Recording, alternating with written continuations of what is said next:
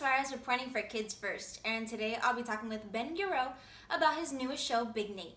Ben is known for his role in Henry Danger and Danger Force. Now let's talk with him about his newest show, Big Nate. Okay, hi, I'm Heather with Kids First. Hey, Heather, nice to meet you. Hi, it's so nice to meet you. Okay, so let's get right into it. All right. Nate is a really great character and he's very recognizable, especially since Big Nate is adapted from a book series. Can you tell me what is it like with all the responsibilities of playing such a recognizable character?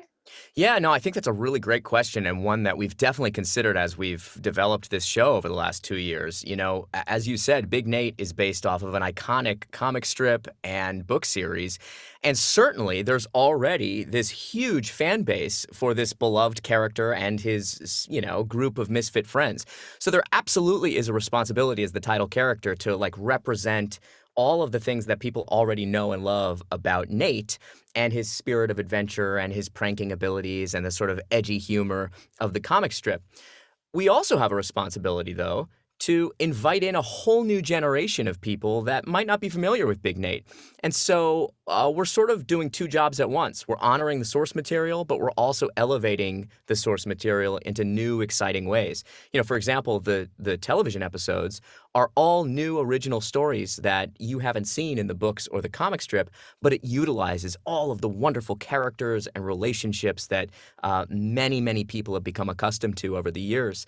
So I think the team's done a really amazing job at kind of merging those two worlds, inviting everybody in. We really feel that Big Nate is a show that people of all generations can really enjoy. I will say personally, the thing that I love most is the edgy humor of the show. Big Nate has some edgy humor in terms of the comic strip and the books, and you'll see that reflected in the show. It's definitely a family show, but the humor of it really pushes things, and I really like that. That's so great. I mean, you've touched on so many things that I actually want to talk to you about. 2 years worth of making this show. How has this process been like looking at it from just the script, then recording it, and now finally you're getting ready for its big release? Yeah, no, it's a great question. And in many ways, Big Nate has defined the pandemic for me in all the best ways. It's really been, for so many of us, our wonderful creative escape while the world has been in a pretty tough situation outside. I actually booked this role the first week of the pandemic, March 2020. And I think the thing that is so astounding about this process is that we've made an entire television show completely remotely. So everyone from Big Nate, from the animators to the writing staff to our showrunner to the cast, no one has ever been in the same room together. And I think it's a real testament to the human creative spirit of figuring out a way to make it happen. I think our show is completely original and unique in the way it's been created, in that most animated series in the pandemic have just done one-on-one voiceover sessions with actors from their home studios, like I'm in now. I'm in my home voiceover studio where we record the show. Our show is different because we record as an ensemble still. So once a week, we get on a big Zoom, and all of the actors get to riff and play off of each other. And there's such a wonderful spirit of improv in our show, and you find all these great little moments that are not seen on the page that you discover by reacting off of each other, even on Zoom. And I think our show really shines because of that. So I feel very grateful that even in the midst of a pandemic, we're still able to record as a group. And it's a real achievement. And, in the world of Big Nate, at PS38 in Raclef, there is no COVID. And it's a really wonderful place for us to escape to every week. And it's one that we invite our audience to escape into as well. I feel like I was able to escape into this world, and just like you said before, I felt welcomed into it. I feel like I had known Nate for a couple of years, just like how Dee Dee and Teddy do. And it's really great to see how you and the cast work together. I was just talking to them; they really get along great. And just you were talking about something how actors just have this spark of we can create anything anywhere, which I think is so brilliant. And Nate is such a brilliant character as well. You were talking about his edgy humor, and he's just a really relatable character. Is there anything that you can relate to him and that you see yourself in him? Absolutely. I really see so much of myself in Nate in actually very strange ways. I grew up drawing and doodling. I almost went into the fine arts until I chose a much more stable path in entertainment. Uh, Nate doodles. This is a CGI show, but many of Nate's drawings and doodles come to life in 2D animation segments in the show in mixed medium format. So the fact that I draw, Nate draws, certainly there's some parallels there. You said you just talked to the rest of our cast. We're really lucky in that I had existing friendships with everybody going into the show just by coincidence. So Arnie Pantoja, who plays Teddy Ortiz, is my real life writing and improv partner, and we're able to just riff together in the show. So to see our actual improv personalities coming through in these two characters, Nate and Teddy, is a lot of fun. Bryce, who plays Dee Dee on the show, we had done a play together 2 months before being cast on the show together. So we had a history of theater together. Daniel and I met, we're both short guys. We met at a Christmas elf commercial audition years ago.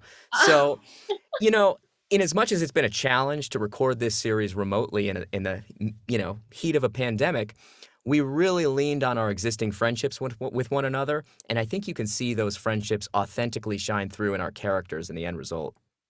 Absolutely, and that's what holds the show together, the friendship and the family and the loyalty. Can you tell me what you hope audiences take away from finish watching the show, whether they just watch it every week or they binge it? What is something that you hope that audiences take away from watching Big Nate? Yeah, I would say sort of two things. Number one, the thing I admire most about Nate is his confidence. Whether it's deserved or not, he doesn't really know what he's doing, but sometimes he thinks he does. And I really, this is sort of a sixth grade do-over for me because I didn't really have that kind of confidence when I was in sixth grade. I had trouble making friends. Nate doesn't have that trouble at all. He's got a great group of friends. He's full of confidence. They get into tons of hijinks and trouble. And if he screws up, he's the first to admit it and say, hey, I'm sorry, and learn something from what he's done. So look, I think the number one thing I think kids could glean is find your own meaning of what it is to be awesome in your own life and harness your inner confidence. But outside of that, the second thing that I would bring up is this has been a really challenging 2 years for all of us. It's been a really difficult time. And so if this show can let people for 22, 23 minutes at a time laugh, have a little bit of levity, escape the trials and tribulations of our planet right now, then that's my hope, is that we can provide a little bit of laughter and levity to a difficult time for our planet. Oh, that is so great. Watching Big Nate, I did feel like I was just escaping into this other world, and it's a comfort show. I felt comfortable watching it. Mhm. I felt comforted, and especially like you were saying, 2 years is a crazy time, especially in 2020 and 2021. So we're praying that 2022 is good. And where would you like to see Nate end up? Whether I'm hoping that this show gets picked up for a second season. Where would you like to see Nate go from there? Yeah, this is I've been a part of so many projects before, but this one has this magical feel to it. The everyone in all departments just gets along so well, which is an even greater achievement because we've all been so isolated from one another in the making of the project. So look, like you, I hope for longevity. There are so many stories to develop and tell related to this character and all of the relationships and friendships he has, all of the enemies he has, his dog Spitzy, his dad, his sister Ellen, played by the amazing Dove Cameron. So look, I think when you have a character who has no fear getting into as many pranks as possible, collecting as many detentions as possible. The amount of storylines are absolutely endless. I am so excited for you and everyone else to see the adventures and the hijinks that we've already gotten into, but certainly there is a whole world of possibilities that we can build off of from there. I'm excited. I'm excited to see where the show goes and the response from the audiences once it releases. And I'm so happy for you. Congratulations on the release of Big Nate. And thank you so much for talking with me. Thank you so much. Great to meet you, Heather. Thank you. It's been nice to meet you too. Thank you. Take it All easy. right, bye. Bye. Thank you for talking with me. Big Nate is available on Paramount Plus February 17th, 2022. I'm Heather reporting for Kids First, and thank you so much for watching.